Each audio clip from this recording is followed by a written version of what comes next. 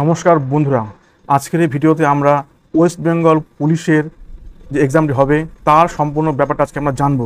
যাদের ইচ্ছা আছে তারা বেঙ্গল পুলিশে সার্ভিস করতে চাও তাদের জন্য এই পরীক্ষার সিলেবাস কী আছে, কোন কোন সাবজেক্টে কত নম্বরে করে এক্সামটি হবে, এক্সাম প্যাটার্ন কী আছে, তার ফিজিক্যাল এফিসিয়েন্সি টেস্টে কী হবে, সবটা আজকে আমরা এই ভিডিও থেকে জানবো। তাহলে আমরা শুরু করছি। প্রথমেই আমরা এখানে দেখে নেব যে এই পোস্টটিতে অর্থাৎ ওয়েস্ট বেঙ্গল পুলিশ কনস্টেবলে এখানে কত নম্বরের কোশ্চেন আছে, সেখানে কী ধরনের কোশ্চেন, তার সময় থাকবে কতটা, এবং এখানে কোন কোন ল্যাঙ্গুয়েজ এক্সামটি দেওয়া যাবে। দেখো, প্রথম কথা, এই যে পোস্ট এখানে আছে সেই পোস্টের নাম হচ্ছে কি কনস্টেবল, অর্থাৎ এটা হচ্ছে সম্পূর্ণভাবে কনস্টেবল পোস্টের জন্যই এক্সামটি হবে। ছেলে এবং মেয়ে উভয় এখানে আবেদন করতে পারবে।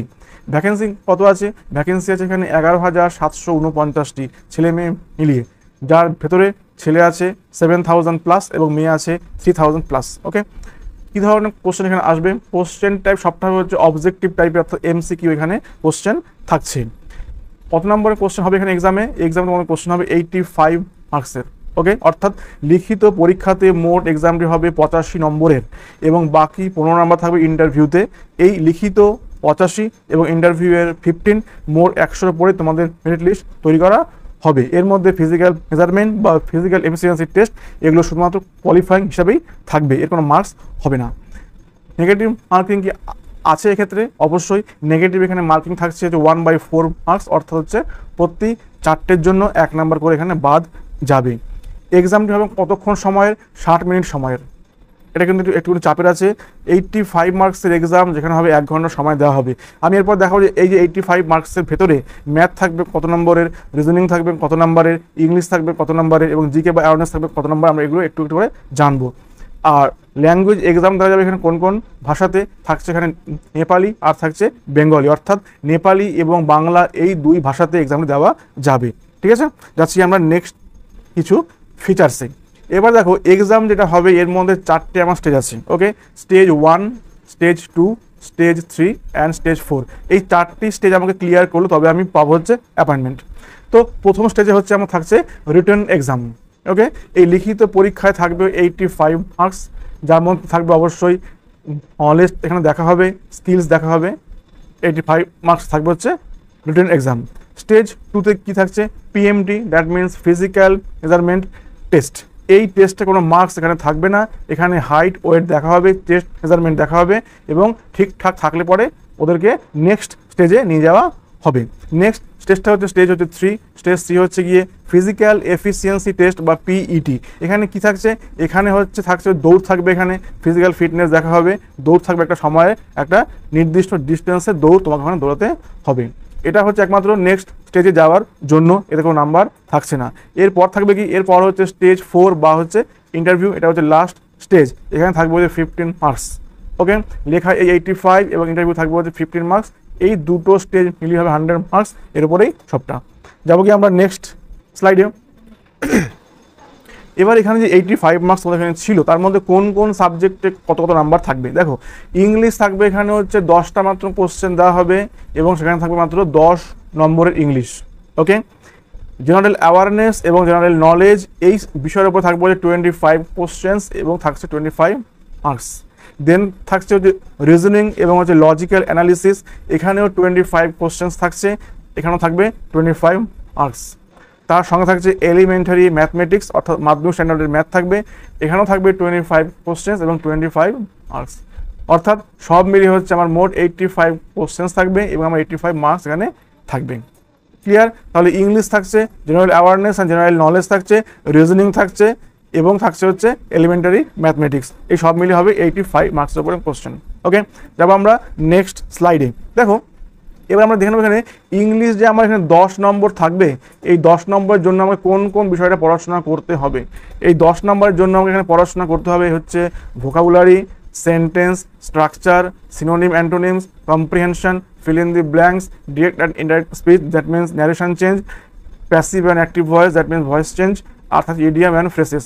সিলেবাস কিন্তু কম না, অর্থাৎ এই 10 নম্বরের জন্য কিন্তু আমাকে যথেষ্ট পরিমাণ পড়াশোনা করতে হবে। এখানে আছে হচ্ছে 1 2 3 4 5 6 7 8 9, 9খানা ভাগ আছে, 9টা ভাগ থেকে 10 নম্বরের কোশ্চেন, অন্তত একটা কোশ্চেন থাকবে সবকটা অংশ থেকে। ফলে কিন্তু 10 নম্বর জন্য পড়াশোনা করতে হলেও অনেকখানি পড়াশোনা করতে হবে।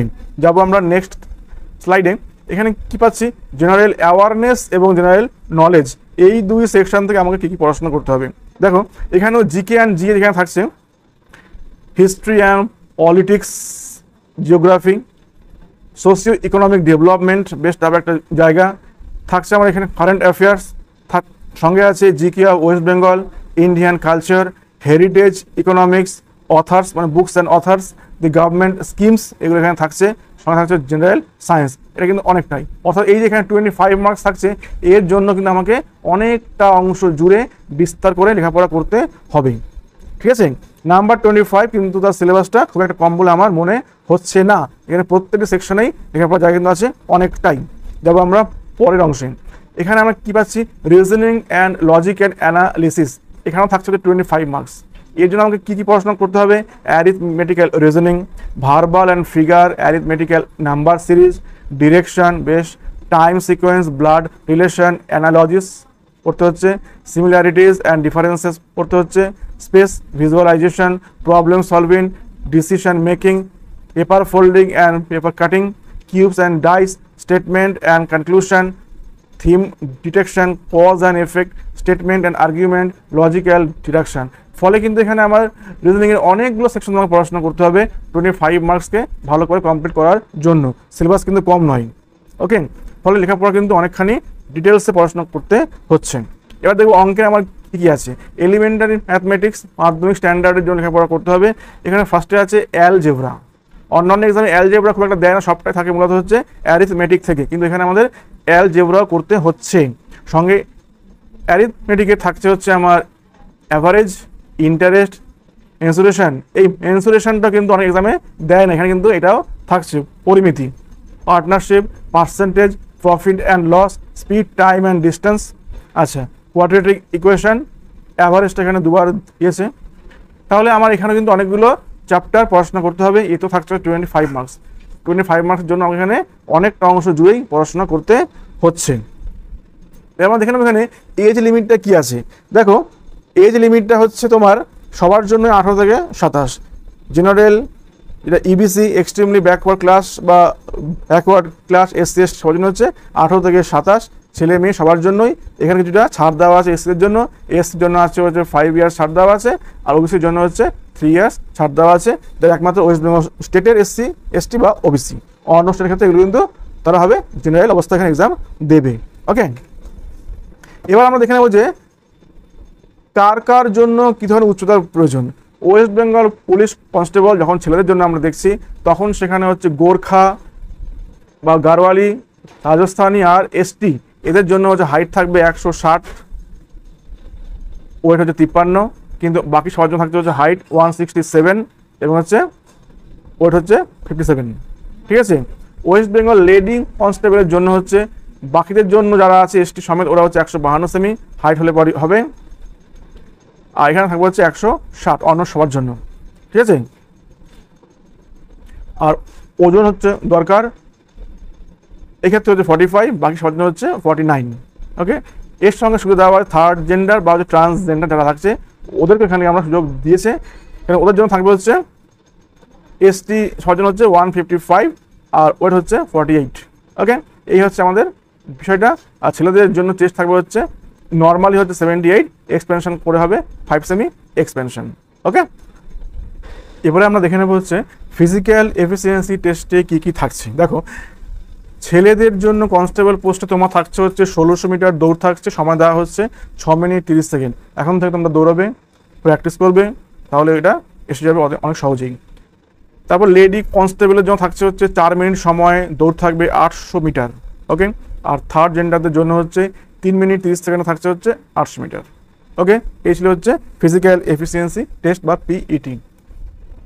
তাহলে আজকের এই ভিডিওটি এত অবধি ছিল।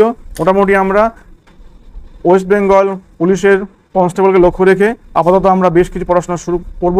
আজকে আমরা জানলাম এখানকার সিলেবাসগুলো দেখে নিলাম, অর্থাৎ ম্যাথ কী কী আমাদের করতে হবে এটা আমরা যেমন দেখে নিলাম, সঙ্গে সঙ্গে ইংলিশের কোন কোন অংশগুলো আমাদের করতে হবে ওটা আমরা জানলাম।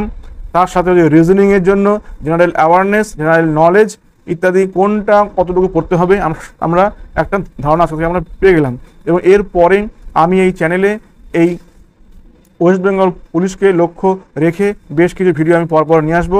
আশা করি সেগুলো করলে math, English, general awareness, current affairs এবং জেনারেল নলেজ এই নিয়ে আর কোনো এই এক্সামের জন্য সমস্যা থাকবে না।